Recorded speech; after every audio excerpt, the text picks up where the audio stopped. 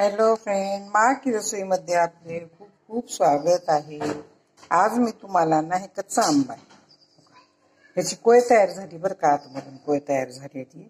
हे धुवून घेतलेत स्वच्छ. 3 आंबे घेतलेत बघा. ही 3 आंबे आहेत आणि 2 मोठे कांदे. हे लसूण, हे सगळा मसाला आहे आणि हे लोणच्याचा मसाला मी तयार केलेला आहे, तुम्हाला दाखवते मी.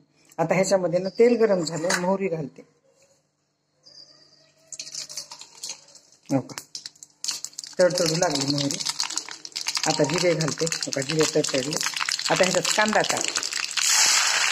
तेल थोडं भरपूरच घ्या बरं का, म्हणजे तिखतंय. हे कैरी ना मी किसून पिळून घेतली बरं का, ह्याचं पाणी काढलं. त्या पाण्याने मी देवाचे भांडे घासले, स्वच्छ निघते देवाचे भांडे. आपले चैन जोडवे खराब झालेले असले ना, तर ती पाणी काढायचं आंब्याच्या कोईचं, कैरीचं आंबट पाणी, आणि त्याच्यामध्ये चैन जोडवे थोडं मीठ टाकून भिजवून ठेवायचं. मस्त एकदम स्वच्छ स्वच्छ पांढरी शिबरून येते बरं का. आणि हे पाणी तुम्ही एखाद्या बॉटलमध्ये पण ठेवू शकता. जास्त असलं तर थोडं थोडं घेऊन भांडे घासू शकता. त्याच्याने भांडे खूप स्वच्छ निघतात बरं का. मी खूप स्वच्छ भांडे घासले ते. ह्याच्यामध्ये मीठ टाकलं. आता तुम्हाला एखाद वेळेस दाखवीन मी परत. ह्याच्यात मीठ टाकलं होतं पाण्यात आंब्याच्या, आणि हो काही स्वच्छ भांडे घासले तसे. आणि पाण्याने साबणाने घासून ठेवून देतो. खूप स्वच्छ होते बरं का भांडे. आता हे चांगला कांदा भाजून घेऊ आपण. एकदम लाल गुलाबी होईपर्यंत, गोल्डन कलरवर होईपर्यंत भाजायचं चांगला.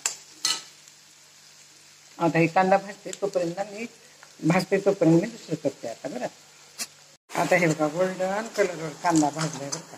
आता आपण ह्याच्यात मिरची टाकू. थोडी टाकणार आहे बरं मी, जास्त तिखट करणार नाही. खायचं नाही माझ्याकडे जास्त तिखट, खाळत टाकतो पाव चमचा.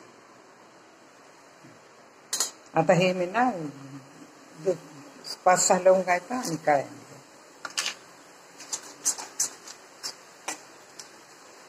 आता हे काही होममेड मसाला आहे बरं का मी केलेला. त्याची रेसिपी टाकलेली का, तर मी तुम्हाला लोणचं करून दाखवलं होतं ना, त्याच्यामध्ये ही रेसिपी टाकली. सगळं हे छान झालं. आता आपण हे खीस टाकून देऊ ह्याच्यामध्ये. कच्चा सुद्धा करता येते बरं का तुम्हाला, कच्चा करायचा असेल, पण मी भाजूनच करणार आहे. हे पण भाजणार आहे चांगलं.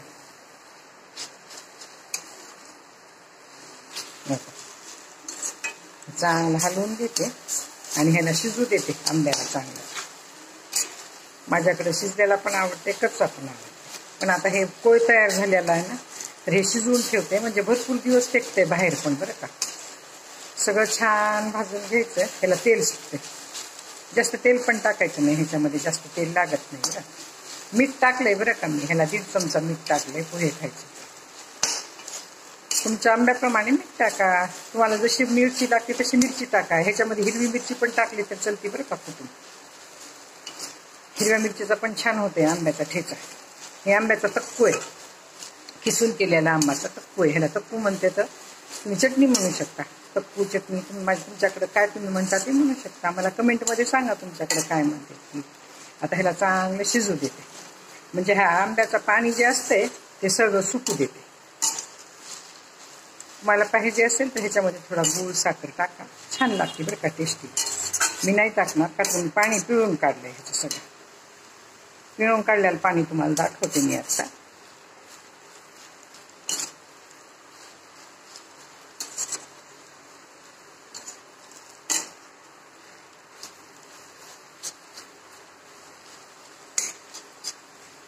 त्या पाण्याने, पिळून काढलेल्या पाण्याने आंबटपणा असते मध्ये, म्हणून त्या पाण्याने ना देवाचे भांडे, तांब्याचे भांडे खूप स्वच्छ निघतात बरं का. त्याला थोडा हात फिरवला की स्वच्छ निघतात.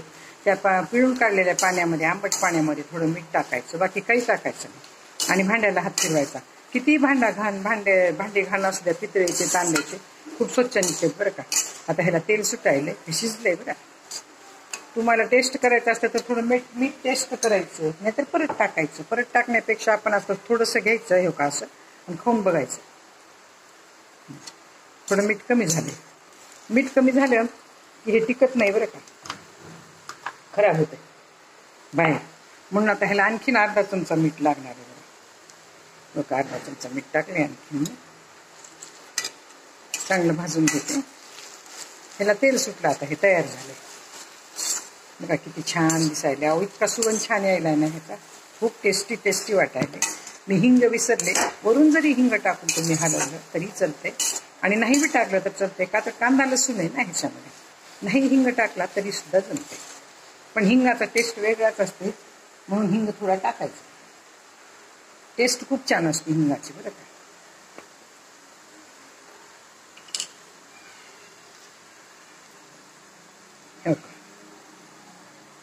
हिंग टाकला, पाव चमचा हिंग टाकला.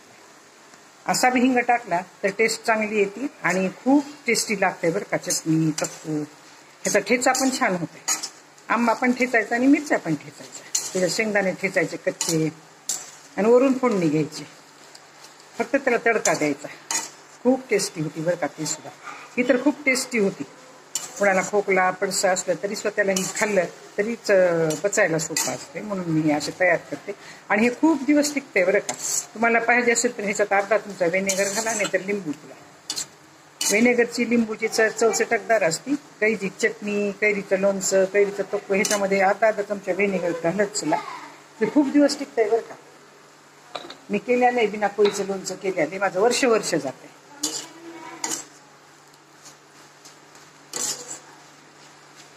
मी लोखंडाच्या कढईत टाकलंय बरं का मुद्दा, लवकर होते. मी स्टीलच्या कढईत जळते. आता किती तेल छान सुटलंय बघा बरं तुम्ही. तेल छान सुटले आणि हे टिकायला पण खूप छान लागते. तुम्हाला ज्याच्यापेक्षा सुद्धा अधिक तेल टाकायचं असेल, खूप तेल टाकायचं असेल तर टाकू शकता बरं का. माझ्याकडे जास्त तेल खात नाहीत म्हणून मी हे असं तयार केलंय. आणि ह्याला तेल छान सुटते. आणखीन पण गार झाल्यानंतर ह्याला तेल छान सुटते. आता हे शिजून झाले आले माझं. तुम्हाला जर माझं हे तिखट आंब्याचा तक्कू आवडला असेल, आंब्याची चटणी आवडली असेल तर सबस्क्राईब करा, लाईक करा, बेल आयकॉन क्लिक करून कमेंटमध्ये मला सांगा की तुम्हाला माझी ही रेसिपी कशी वाटली. भाताबरोबर, पोळीबरोबर, भाकरीबरोबर खूप छान लागते बरं. आणि उन्हाळ्यात काहीतरी आंबट खावं वाटतंय म्हणून असं करून ठेवायचं एकदमच. हे फ्रीजमध्ये पण ठेवलं तर चालते, बाहेर पण ठेवलं तर चालते, पण बाहेर 2-3 दिवसच ठेवायचं. कांदा टाकलेला आहे ना, तुम्ही फ्रीजमध्ये ठेवून खाऊ शकता. एखाद्या डब्यामध्ये भरायचं, पॅक डब्यामध्ये, आणि जेवताना थोडं काढून घ्यायचं. धन्यवाद.